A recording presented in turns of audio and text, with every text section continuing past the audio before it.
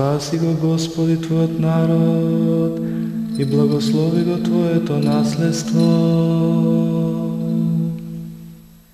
Видјехом свети истини, видјехом Духа Небеснаго. Обретохом вjerу истинују, неразделни троице поклоняем ся, да до нас послаес. Благословен нашиот Бог, сега и секогаш и во сите векови.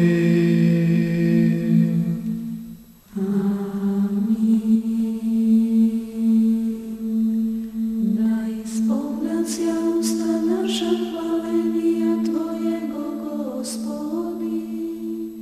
Секој манастир во црквата, како место на живење на монастир, датира од времето кога веќе почнува да се познаваат плодовите на тие што живеат во него, односно по неговите дела. И затоа денеска, доста истражувајќи го овој манастир, истражувајте на уметност и црковните писци, се наоѓаат се поназад и поназад. Не се уште сме во истражување во однос на староста на оние кои што живееле тука и што го изградиле ова нешто. На старата градба тука, тоа е од нашата лева страна, позната на Магерница, се предпоставува некаде дека е од почетокот на 7 век, проста причина што внатре имаме една христијанска писцина или остатоци од неа, кај што се вршило тоа време веројатно масовно покрстување на новодојдените или постоечките жители кои живееле во овие краишта. И од тогаш намо веќе почнуваат да се редат тие дела на тие монаси кои што обстојувале во овие предели. Предели викам бидејќи и наоколу, освен овој манастир, постои други постари манастири, кои што сепак биле метоси на овој манастир кој што бил центар за духовниот живот во Демирски сад и пошироко.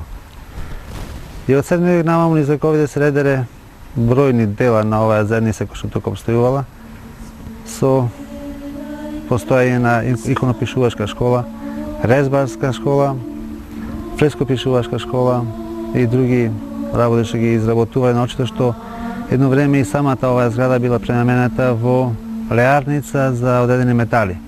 За црквата значајно е што во некаде 13-17 век, нарочито, имаме преведување на минеите за јуни и август и така и други бројни работи кои што влегувале во состав на таа библиотека манастирска, кој што едно време броело околу 2000 наслови, наши препишани, обработени во овој манастир за тоа време. Ако земете дека тоа е било рачна калиграфика или графика, не било мало. Но за жало денеска тие се насекаде по светот, а кај нас ги има најмалку или пак скоро воопште може да ги наброиме на прсти. И духовниот развој наочито има најголемо ниво достигнато околу втората половина на 13 век и 17 век, кога тоа почетокот е, кога наочито за манастирот се погрижиле тогашната Охридска архиепископија во некаде почетоците на 13 век, под водство на Прохор Никанор, тогашните епископи. И тогаш имаме бројни емисари кои што биле пратени од овој манастир нели на други места да го проповедаат Евангелието и да сведочат за верата Христова. Покрај таа работа што нас не е битна, нема да кажам крајот, бидејќи знаете дека христијанството сепак обстојува. Туку ќе кажам на таа група на монаси, тоа братство што постоело во континуитет, тука завршува некаде на почетокот или кон средината на 17 век, кога страна Турција се погубени некаде близу 300 монаси, точно во средината на овој двор тоа е направено. И затоа до ден денеска имаме се помалце, на некој начин, многу малку сознанија за тоа што се случува и зошто не знаеме како работи и функционира манастирот во неговата основна срж, да кажеме. Некои луѓе имаат голема желба да палат книги. Тоа се случи баш во манастирот тука, после ослободување. Некои не се пиромани, тие туку обично тоа се састиде во човекот, како што е гордост, например, така и самолюбието или славолюбието. Запалиле тука еден голем оган, кај што изгореле некои книги од манастирот. Тука биле веројатно и некои ситапи, и не се битни тапии туку книгите, бидејќи тие книги навистина опишувале одреден живот што е случувал тука. Значи одредена е наша историја. И тоа е запалено повторно на ова исто место, не случајно, каде што ете, во почетокот на 17 век кажавме биле и исклани монасите. И за тоа место се случува во почетокот на 20 век, нели? Палењето на одредени книги, барем што биле затекнати тука и останати неограбени.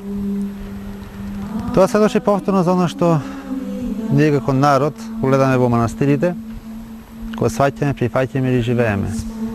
Бидејќи ако манастирот навистина има својата функција, а тоа е да се учи за Христа, да се учи за сето оно што Бог нас не го дал и на што Бог нас не повикал, и ништо да се дошто ако не го научи народот на таков начин на христијанско живење, на некој начин ја губи смислата. И затоа со големо жалење може да констатираме тоа дека ние како народ, а тоа е она основна символика под зборот народ се подразбира во црквата, бидејќи знаете, ако народ како народ не му служи на Бога, кога тогаш ја изгубува својата компонента на постоење. Бидејќи самиот збор на народ потекнува од сето она што е од Бога дадено, создадено и преку Бога очистено.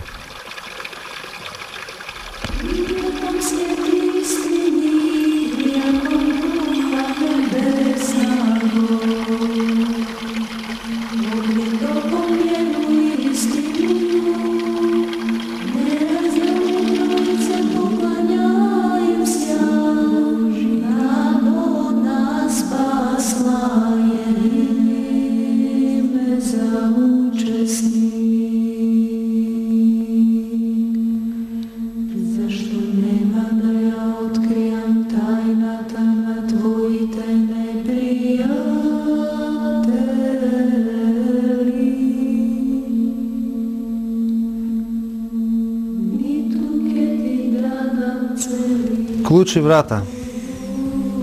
Символиката е повторно Царство небесно, значи клучот сепак е крштението на човекот, како христијанин. Но затоа пак вратата не е баш ваква врата, туку е крстот на човекот. Значи тоа значи дека човекот влегува во Царство небесно, но преку крстот, со расширени раце. И навистина христијанинот треба да се потруди така да ги расшири рацете како Христос на крстот, не само во еден маченички етос, туку во еден етос на љубов. Ако не успееме со расширени раце да ги гушниме сите, да покажеме љубовта што Бог ја имал и према нас и ние да ја посведочиме и да ја достигне во нашиот живот, тогаш не можеме да влеземе ни се тесната врата на крстот, чија символика е ова тајнска што гледаме. Исповедайте ся, Господе,